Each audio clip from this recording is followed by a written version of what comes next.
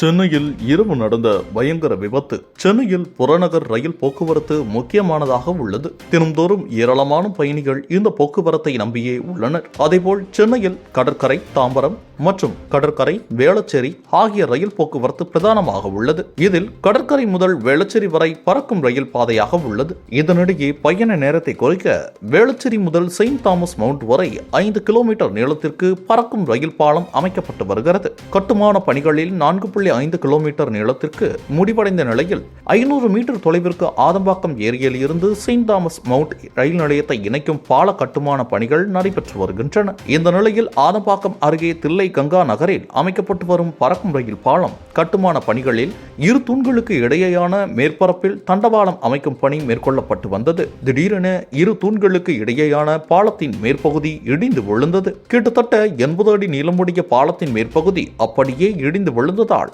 அப்பகுதியில் பெரும் பரபரப்பு ஏற்பட்டுள்ளது. மேலும் பாலம் சாலை இருக்கும் பகுதியில் விழாமல் அதன் அருகே விழுந்ததால் பெரும் உயிர் சேதம் தவிர்க்கப்பட்டது. சம்பவ இடத்திற்கு வந்த காவல்துறை அதிகாரிகள் சம்பவம் குறித்து விசாரணை மேற்கொண்டு வருகின்றனர். உடனடியாக விபத்து நடந்த இடத்தை சுற்றிலும் பொதுமக்கள் வராத வகையில் தடுப்புகள் அமைத்து முன்னெச்சரிக்கை நடவடிக்கை மேற்கொள்ளப்பட்டுள்ளது. தொடர்ந்து விபத்து எப்படி நடந்தது என்பது குறித்தும் அதிகாரிகளின் அலட்சியத்தால் நடந்ததா என்பது தொடர்பாகவும் போலீசார் விசாரணையை தீவிரப்படுத்தியுள்ளனர்.